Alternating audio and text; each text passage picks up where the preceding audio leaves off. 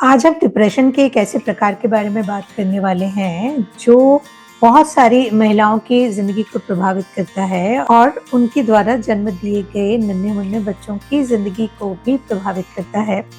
लेकिन इसके बारे में ज़्यादा चर्चा नहीं होती। इसे कहते हैं पोस्टपार्टम डिप्रेशन, जो कि बच्चे को जन्म देने के तुरंत बाद होता है।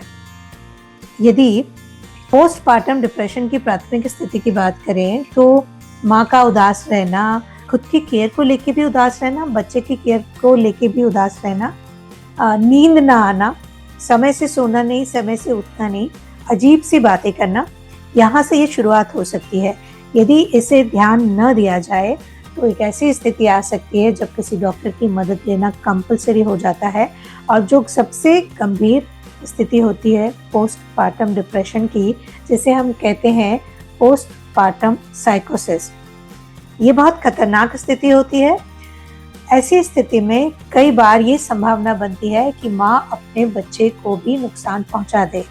तब माँ को और बच्चे को अलग-अलग रखना पड़ सकता है। कई बार जब ऐसा होता है तो परिवार को समझ में नहीं आता कि ऐसा क्यों हो रहा है और जो परिवार के बड़े हैं वो इसे किसी तरह के जादू टोना से जोड़ सकते हैं। लेकिन आपको ये समझना ज़रूरी है कि ये एक मेडिकल कंडीशन है और यदि आप चाहते हैं कि आपके परिवार की महिलाओं को ये ना हो, तो जब वो माँ जन्म देने की तैयारी करती है, उन 9 महीनों में उसे अच्छा भोजन दिया जाना चाहिए, उसके खुश रखा जाना चाहिए, उसकी हेल्थ का ध्यान रखा जाना चाहिए और सबसे महत्वपूर्ण बात, उसे इमोशनल सपोर्ट करना चाहिए। उसे लगना चाहिए कि पूरा परिवार उसके साथ है और वो जो कर रही है उसमें पूरे परिवार की खुशी है। जब आप उस महिला के मानसिक स्थिति, शारीरिक स्थिति और जिन नई स्थितियों से वो गुजर रही है, क्योंकि इसके पहले उसने कभी बच्चे को जन्म नहीं दिया, उसे बार-बार डॉक्टर के पास जाना पड़ रहा है, बहुत सारी दवाइयाँ खानी पड़ रही हैं, शायद बार-बार सोनोग्राफी करवानी पड़ रही है या बहुत सारी हिदायतें माननी पड़ रही हैं कि ये मत खाओ, वैसा मत करो, वैसे मत चलो, वहाँ मत जाओ। तब ये सब अगर इमोशनल सपोर्ट के साथ किया जाएगा तो बाद में पोस्टपार्टम डिप्रेशन जैसी स्थितियों से बचा जा सकता है।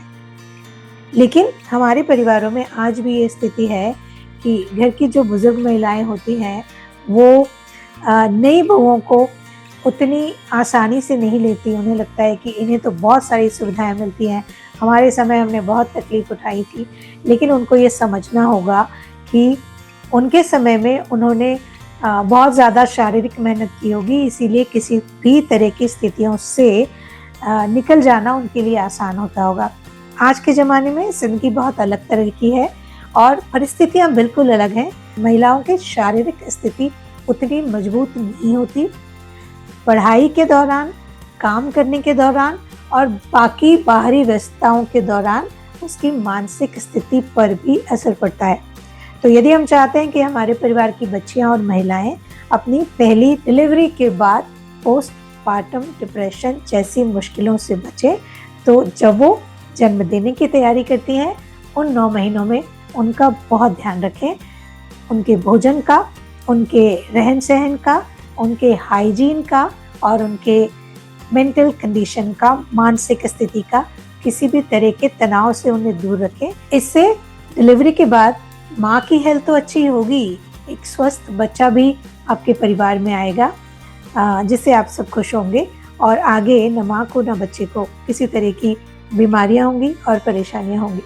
डिप्रेशन के एक और प्रकार के बारे में बात करेंगे अगले वीडियो में। तब तक के लिए अपना ख्याल रखिएगा।